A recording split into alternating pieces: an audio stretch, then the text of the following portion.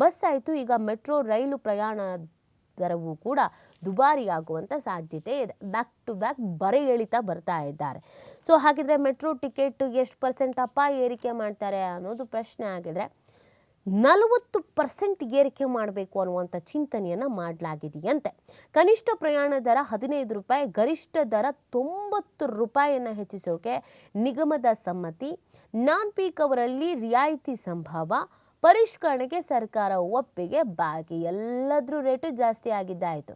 ಈಗ ಮೆಟ್ರೋದು ನಮ್ಮ metro ticket ಪರಿಷ್ಕೃತ ದರ ಶೀಘ್ರ ಘೋಷಣೆ ಆಗುವ ಸಾಧ್ಯತೆ ಇದೆ. ಬರೋಬ್ಬರಿ 40% 45% ಹೆಚ್ಚಳವಾಗುವುದು ಸಾಧ್ಯತೆ ಇದೆ. ಪ್ರಯಾಣಿಕರನ್ನು ಸೆಳೆಯೋಕೆ ನಾನ್ ಪೀಕ್ ಅವರ್ನಲ್ಲಿ ರಿಯಾಯಿತಿಯನ್ನೂ BMRCL ಘೋಷಿಸುವಂಥ ಸಾಧ್ಯತೆ ಇದೆ. 2015ರಲ್ಲಿ ಕೊನೆಯ ಬಾರಿಗೆ ಮೆಟ್ರೋ ದರ ಹೆಚ್ಚಳ ಆಗಿತ್ತು. ಅಂದರೆ 8 ವರ್ಷಗಳಿಂದ ನಮ್ಮ ಮೆಟ್ರೋ ಟಿಕೆಟ್ ದರ ಹೆಚ್ಚಳ ಆಗಿರಲಿಲ್ಲ. ಈ ವರ್ಷ ಟಿಕೆಟ್ ದರ ಏರಿಕೆ ಮಾಡಲೇಬೇಕು ಅಂತ ಮೆಟ್ರೋ ರೈಲು ನಿಗಮ ಚಿಂತನೆ ನಡೆಸಿತ್ತು.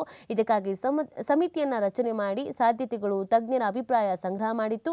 ಸಮಿತಿಯ ಜೊತೆ BMRCL ಶುಕ್ರವಾರ ಸಭೆ ನಡೆಸಿದ್ದು ದರ ಏರಿಕೆಗೆ ಒಪ್ಪಿಗೆ ಸೂಚಿಸಿದ್ದು ಸರ್ಕಾರದ ಒಪ್ಪಿಗೆ ಬಾಕಿ ಇದೆ ಅಂತ ಹೇಳಲಾಗ್ತಾ ಇದೆ.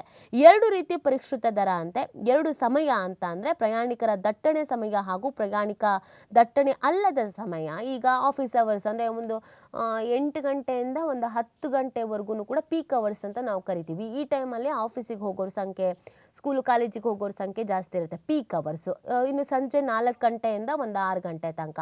ಸೊ ಆ ಟೈಮಲ್ಲಿ ಹಣ ದುಪ್ಪಟ್ಟು ಮಾಡೋದು ಮತ್ತು ಬೇರೆ ಟೈಮಲ್ಲಿ ಕಡಿಮೆ ಮಾಡೋದು, ಈ ಥರದ್ದೇನೋ ಚಿಂತನೆ ಇದೆಯಂತೆ. ಯಾವಾಗ ಏನು ಅನ್ನೋದನ್ನು ನೋಡಬೇಕಾಗತ್ತೆ.